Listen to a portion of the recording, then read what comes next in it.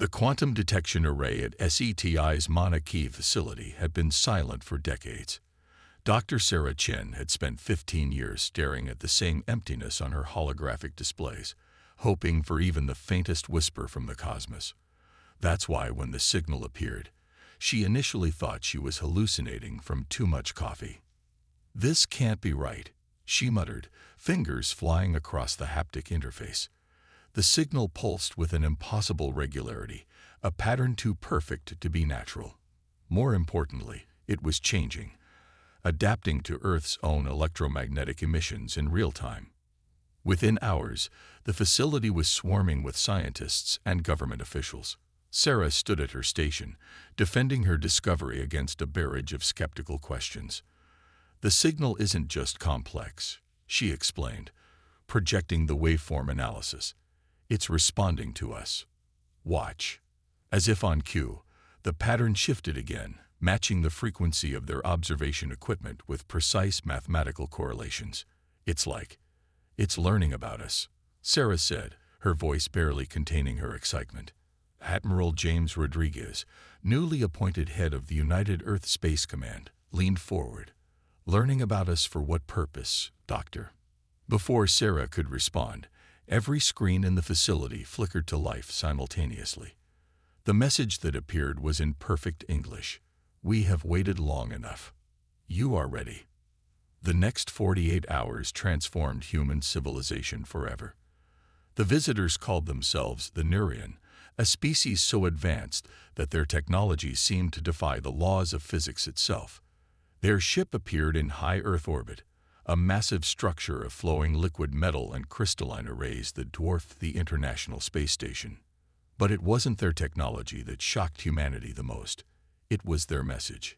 "Your species is unique," the Nurian ambassador, a being of swirling energy contained within a humanoid form, explained to the hastily assembled United Nations Security Council.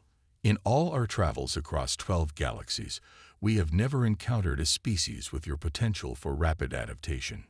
Sarah sat in the back of the council chamber, recording every word. The Nurian continued, "Your neural plasticity, your ability to conceptualize and implement new ideas, your capacity for technological advancement, they are unprecedented. In the span of mere centuries, you have progressed from primitive combustion engines to quantum computing. What takes other species millennia, you achieve in decades." Admiral Rodriguez voiced the question everyone was thinking. "Why tell us this now? Why not contact us sooner?" The ambassador's form rippled with what might have been amusement. "We needed to be certain. Your species stands at a crossroads. Your potential for growth is matched only by your potential for self-destruction. We have watched you struggle with this duality, waiting to see which path you would choose." The room fell silent as the implications sank in. Humanity wasn't just making first contact, they were being evaluated. "But now," the ambassador continued, "a greater challenge approaches, one that will require your unique capabilities. We are not the only ones who have noticed your species' potential. Others are coming. Some who would seek to destroy you before you can fully realize your capabilities, others who would attempt to harness your potential for their own ends." Sarah's hand shot up before she could stop herself. To her surprise, the ambassador acknowledged her. "Dr. Chen, your question reflects the very quality we admire in your species, curiosity unbound by protocol." Blushing but determined, Sarah asked, "You said our neural plasticity is unique. Does that mean we're still evolving, more rapidly than other species?" The ambassador's form brightened. "Precisely. Your species is still in active evolution, but not just biologically. You evolve culturally, technologically, and even psychologically at rates that defy our models. This adaptability will be crucial in the coming days." Admiral Rodriguez straightened in his chair. "Coming days? What exactly is heading our way?" The ambassador's form darkened. "A coalition of species known as the Purifiers. They believe that allowing young species to develop naturally poses too great a risk to galactic stability. They would rather reset your development, return you to a pre-industrial state." The Admiral's face hardened. Like hell they will. Indeed, the ambassador agreed. Which is why we are here. We offer an alliance, not to fight your battles for you, but to help you reach your full potential before they arrive. We can provide knowledge, technology, understanding of the cosmos that would take you centuries to discover on your own. But how you use it, how you adapt it, how you make it uniquely human, that must come from you. Sarah felt a shiver run down her spine. The entire course of human history had led to this moment. They were being offered the stars themselves, but with them came the responsibility to prove humanity's worth among them. As the ambassador concluded their presentation, they left humanity with a choice: accept their help and face the challenges ahead, or attempt to face the coming storm alone. The decision would need to be unanimous among Earth's nations, a test in itself of humanity's ability to unite in the face of external threats. Sarah looked around the chamber at the faces of Earth's leaders, seeing in them the same mix of fear, excitement, and determination that she felt. Humanity had always looked to the stars and dreamed. Now the stars were looking back, and they expected great things. The real question was, would humanity rise to meet those expectations? 3 months after first contact, the Marion Research Center in Nevada's desert sprawled across 10 square miles of previously empty land. The facility seemed to grow organically, its crystalline structures adapting and expanding as needed. Inside, humans and aliens worked side by side, pushing the boundaries of what both species thought possible. Dr. Sarah Chen stood in the central laboratory, her mind directly interfaced with the Neurian computational matrix through a neural link that would have been impossible just weeks ago. The sensation still felt foreign, like thinking in colors that didn't exist before. Your adaptation rate continues to exceed our projections, commented Carl, her Neurian research partner. The energy being's form pulsed with what Sarah had learned to recognize as excitement. No other species has managed to integrate with our technology so quickly. Sarah disconnected from the matrix, blinking as her perception returned to normal human parameters. It's not just me, she said, pulling up the global data feeds. Look at these reports from other facilities. Humans worldwide are showing accelerated learning curves, enhanced cognitive functions, even spontaneous genetic optimization. Carol moved closer to examine the data. The awakening progresses faster than anticipated. Your species' neural plasticity is actually increasing with exposure to advanced concepts and technologies. It's as if your entire species was in a dormant state, waiting for the right catalyst. Admiral Rodriguez entered the lab, accompanied by his newly appointed Alien Affairs Advisor, Dr. Maya Patil. "Tell me you have good news," he said, his face grave. "Our long-range sensors detected the Purifier fleet. We have less than 6 months before they reach our solar system." Sarah straightened, her excitement tempered by urgency. "We've made breakthroughs in neural integration, sir. Humans aren't just learning to use alien technology. We're improving it. Watch this." She reconnected to the matrix, her consciousness expanding into the facility's systems.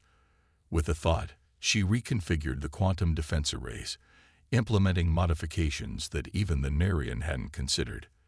The holographic display showed a 40% increase in efficiency. "Impossible," Carl whispered, their form flickering with astonishment. "These improvements, they shouldn't work, and yet, that's what makes humans unique," Dr. Patel interjected. "We don't just think outside the box. We question why there's a box in the first place. Our greatest strength isn't our technology or even our adaptability. It's our ability to imagine possibilities that other species consider impossible." The Admiral nodded, but his expression remained concerned. "The question is, will it be enough? The purifiers have technologies we can barely comprehend, and centuries of experience in suppressing emerging civilizations." Sarah disconnected from the matrix again, her mind racing with possibilities. "Sir, I don't think we should try to match their technology directly. That's not our strength. Instead, we should focus on what makes us unique: our unpredictability, our creativity, our ability to find solutions where others see only problems." She pulled up the latest research data. Look at these patterns. Every human who's been exposed to advanced concepts is showing similar neural changes. It's like we're all part of some larger awakening. And it's not just intellectual. We're seeing physical changes too. Enhanced reflexes, improved cellular regeneration, even signs of limited telepathic abilities in some subjects. Which is exactly why the purifiers fear us, Carl added. Your potential is unlimited. Given enough time, humanity could evolve beyond anything we've seen before. But we don't have time, Rodriguez countered. 6 months to prepare for an invasion by a vastly superior force. Even with these improvements, the odds don't matter, Sarah interrupted, surprising herself with her conviction. Throughout human history, we've faced impossible odds. We've survived ice ages, plagues, world wars. Each crisis pushed us to evolve, to adapt, to become stronger. This is just another step in our evolution. Dr. Paddle smiled. Sarah's right. The purifiers think they're coming to suppress a primitive species, but they're about to encounter something they've never faced before. Humanity at its full potential. The Admiral studied the data scrolling across the screens. How long until these neural changes spread to the general population? They already are, Sarah replied. Every human who comes in contact with someone who's been exposed shows similar changes within days. It's like our entire species is waking up from a long sleep, remembering capabilities we didn't know we had. Carol's form pulsed with what might have been concern. This rate of change, it's unprecedented. Even we cannot predict what humanity might become. Good, Sarah said firmly. Unpredictability is our greatest weapon. The purifiers think they're coming to stop our evolution, but they're actually triggering it. Every attempt to suppress us will only make us stronger.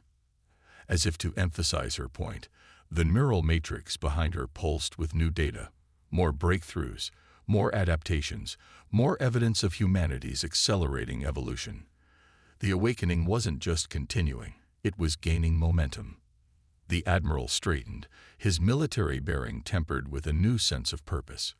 Then we have work to do. Dr. Chen, I want you to coordinate with all research facilities globally. Dr. Patel, establish protocols for managing these changes in the general population. We need to be ready not just to fight the purifiers, but to show them exactly what humanity is capable of. As the others left the lab, Sarah remained connected to the Matrix, her enhanced consciousness reaching out to feel the pulse of human advancement spreading across the globe. The purifiers thought they were coming to end a threat. Instead, they were about to witness the birth of something unprecedented in the galaxy. Humanity fully awakened, and this was just the beginning. The purifiers arrived ahead of schedule. Their massive ships darkened Earth's skies 3 months earlier than predicted, a swarm of angular vessels that looked like shattered obsidian against the stars. Humanity's first glimpse of their would-be suppressors came not through diplomatic channels, but through the barrel of a gun. Dr. Sarah Chen stood in the Global Defense Command Center, her consciousness split between her physical form and the neural matrix that now connected every major military installation on Earth. Through the enhanced sensory network, she could feel the enemy ships positioning themselves for attack. They're not even trying to communicate, Admiral Rodriguez observed grimly. So much for diplomacy. Carol's energy form flickered with concern. The purifiers believe in action over words. In their experience, young species only understand shows of force. The first attack came without warning, a wave of energy that should have disabled Earth's electronic infrastructure. Should have. Instead, the pulse hit a planetary shield that nobody, not even the Nerian, had believed possible 3 months ago. Sarah allowed herself a small smile. Adaptation 1, she murmured. Through the neural matrix, she could feel the collective satisfaction of the human engineers who had not only predicted this attack, but had found a way to transform the enemy's energy weapon into a power source for Earth's defenses. The purifier ships paused, clearly surprised by the failure of their opening move. That hesitation cost them. Humanity's counterattack came from an unexpected direction, not from their ships or ground-based weapons, but from the very fabric of space around the Purifier fleet. Quantum field manipulation successful, Dr. Maya Patel reported, her hands dancing across holographic controls. They're trapped in our artificial gravity well. The lead Purifier ship, a behemoth twice the size of Manhattan, tried to engage its main engines. The attempt only strengthened the gravity trap, turning their own power against them. It was exactly the kind of impossible creative solution that made humans unique, using the enemy's strength as their weakness. But the Purifiers hadn't become the galaxy's self-appointed guardians by being easily defeated. Their counterattack was devastating. Beams of concentrated dark energy lanced through Earth's atmosphere, targeting major population centers. They expected panic, chaos, the typical response of a primitive species under attack. Instead, they found humanity ready. In the 3 months since detecting the Purifier fleet's early arrival, every major city had been equipped with quantum displacement technology. The beams passed through holographic projections while the real cities and their populations had been shifted slightly out of phase with normal spacetime. Status report, Rodriguez demanded, watching the battle unfold on multiple dimensional levels. Population centers secure, Sarah responded, her consciousness processing data from thousands of sources simultaneously. Civilian casualties 0. Military installations at 92% efficiency. The neural network is adapting to their attack patterns faster than they can generate new ones. Carol's form pulsed with what might have been pride. You've exceeded every prediction, every model. No species has ever survived first contact with the Purifier fleet, let alone fought them to a standstill. We're not fighting to their standards, Maya explained, her eyes never leaving her displays. We're not trying to match their technology or overwhelm them with superior firepower. We're fighting like humans, adapting, improvising, finding solutions they can't predict because they don't think like we do. The battle raged for hours across multiple dimensions of spacetime. For every technology the Purifiers deployed, humanity found not just a counter but a way to turn it to their advantage. When the Purifiers launched autonomous war machines, human consciousness jumped into them through the neural matrix, turning the enemy's weapons against them. When they tried to trigger artificial solar flares, human scientists transformed the energy into a planetary shield. Finally, after what seemed like an eternity of multidimensional chess, the Purifier fleet withdrew to a higher orbit. For the first time in their history, they had failed to suppress an emerging species. The command center erupted in cheers, but Sarah noticed something strange through the neural matrix. "Admiral," she called out, "I'm detecting unusual energy patterns from the Purifier fleet. They're transforming." The obsidian ships were changing, their rigid geometric forms flowing into new configurations. The transformation revealed something that shocked even the Neurian. The ships were alive, and they were evolving in response to human tactics. "They're adapting," Carl whispered, their energy form dimming with concern. "This is unprecedented. The Purifiers have never needed to evolve before." Sarah's mind raced through the implications. "They're learning from us," she realized. "Our capability for rapid adaptation is affecting them. We're not just fighting them, we're changing them." Admiral Rodriguez's expression hardened. "Is that good news or bad?" "Both," Maya answered, studying the data. "They're becoming more dangerous, but also more human in their thinking. More creative, less rigid. The question is, what happens when an immovable object starts to learn flexibility?" Through the neural matrix, Sarah felt a new kind of connection forming. Not just between humans, but reaching out toward the transformed Purifier ships. "I don't think this is about suppression anymore," she said slowly. "This is about evolution. Theirs and ours." As if in response to her words, a new signal cut through all frequencies. The Purifiers were finally ready to talk. But now, they would be negotiating with a humanity that had proven itself far more than a simple emerging species. They had proven themselves to be something entirely new in the galaxy, a force for change that could transform even those who sought to suppress them. The negotiations took place in a quantum space halfway between reality and thought. Representatives from Earth sat across from the purifiers, who had taken forms that appeared almost liquid in their constant state of transformation. The Nerian observed from their own dimensional plane, their energy forms flickering with unprecedented uncertainty. Dr. Sarah Chen, now humanity's chief sinological advisor, studied the purifier representatives through both her enhanced senses and the neural matrix. Where once they had been rigid and unchanging, now they pulsed with potential, their very essence seemingly caught between what they were and what they were becoming. "You have changed us," the purifier speaker said, its voice resonating across multiple frequencies. "In all our existence, we have been the constant, the unchanging force that maintained order in the galaxy.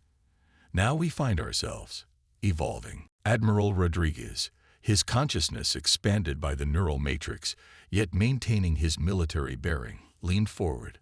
"That was never our intention.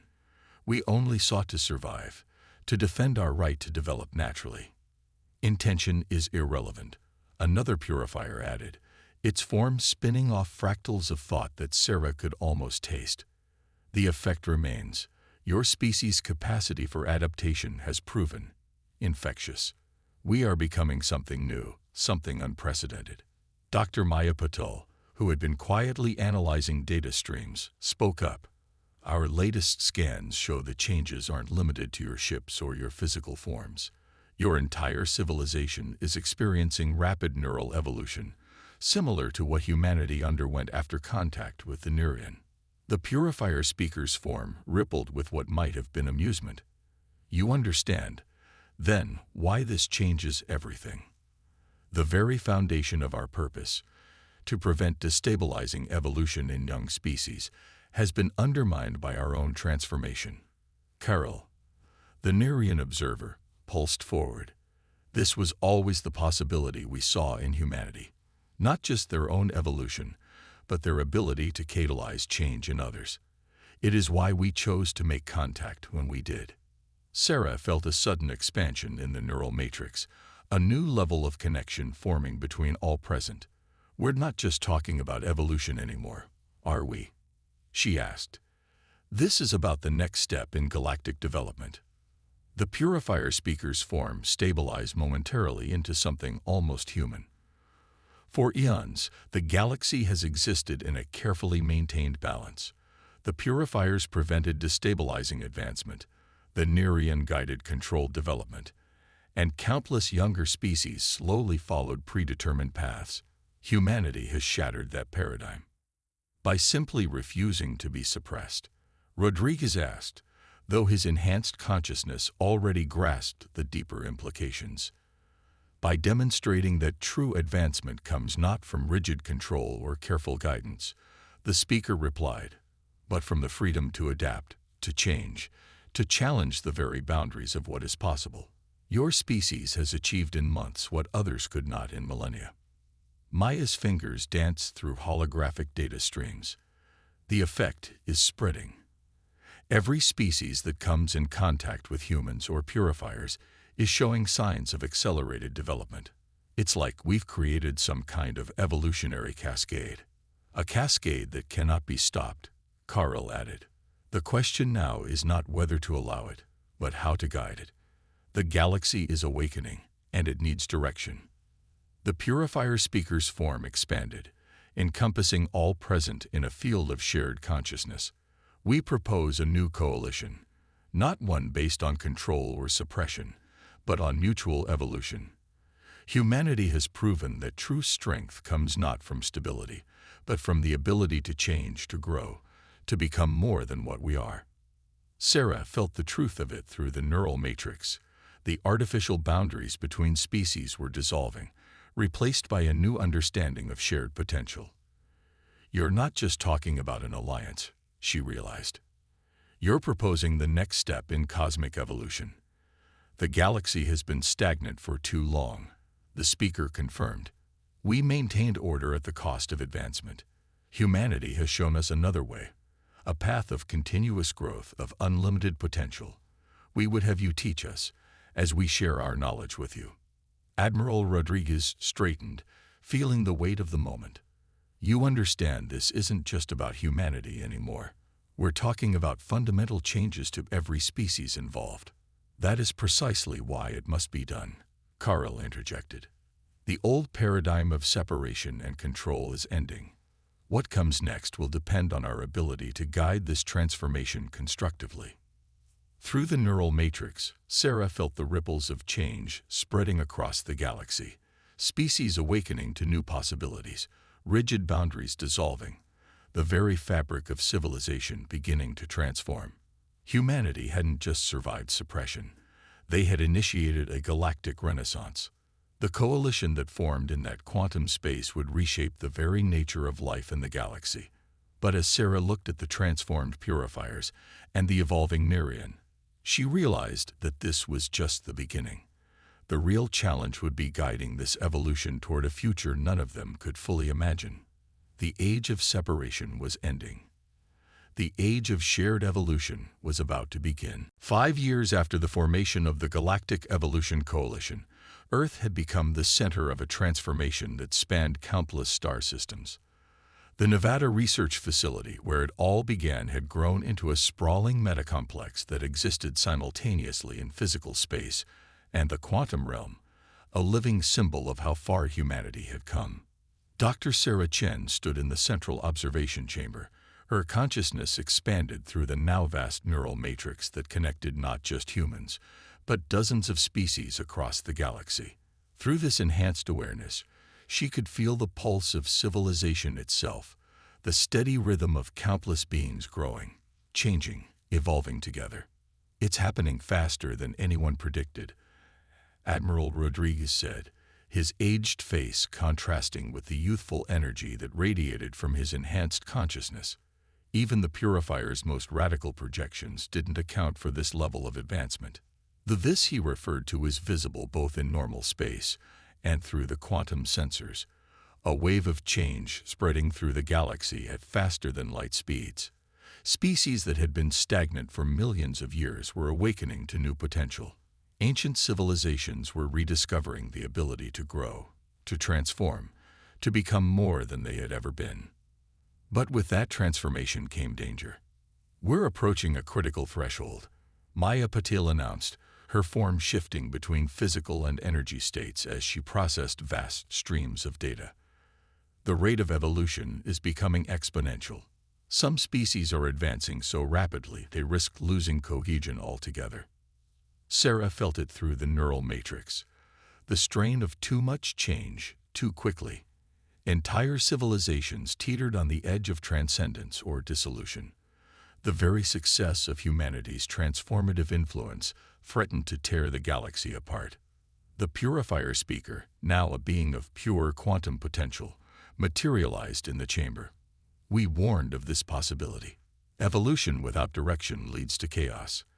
The galaxy approaches a singular point of transformation. If we cannot guide it safely through this transition, everything we have built could collapse.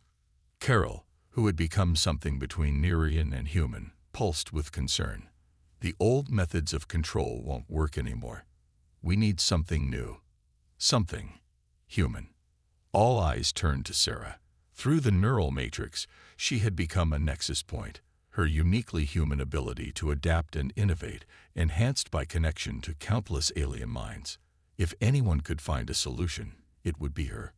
Sarah closed her physical eyes, expanding her consciousness to encompass the full scope of the crisis. She could feel the pressure building throughout the galaxy, countless species approaching their own evolutionary singularities, the fabric of space-time itself straining under the weight of so much potential trying to manifest at once. Then, in that moment of ultimate crisis, she understood. "We've been thinking about this wrong," she said, her voice resonating across multiple dimensions. "We've been trying to control the evolution, to guide it, to make it safe. But that's not the human way.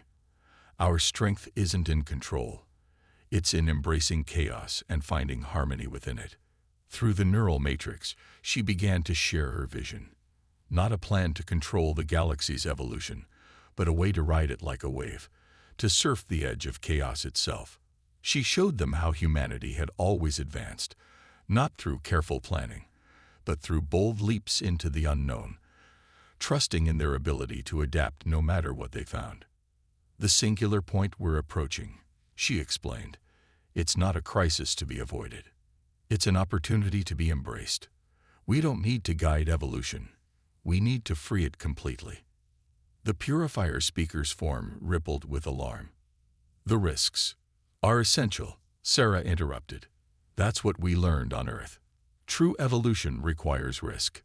It requires the freedom to fail, to fall, to get back up and try again.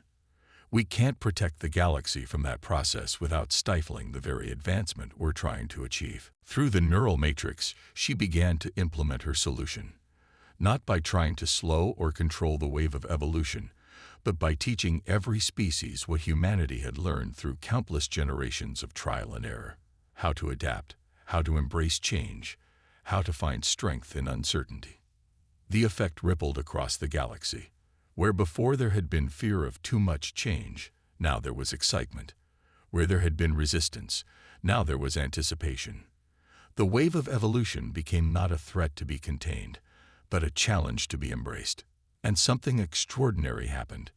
As species after species learned to surf the edge of chaos, to dance on the boundary between order and entropy, they began to discover new forms of existence that nobody, not even the Neurian or the Purifiers, had imagined possible. The galaxy didn't transcend or collapse. Instead, it transformed into something entirely new, a living tapestry of infinite possibility, where every species could evolve freely, finding their own path through the cosmos.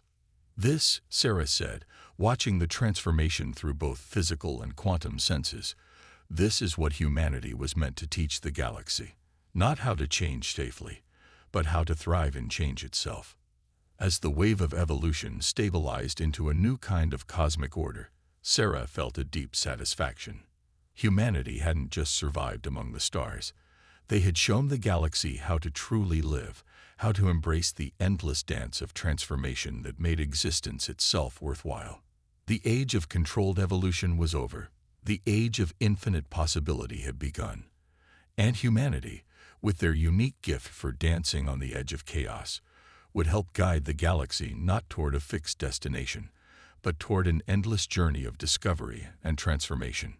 It was, Sarah realized, the most human ending possible, not an ending at all, but a new beginning, an open door to possibilities that would take eternities to explore. The story of humanity among the stars was just beginning.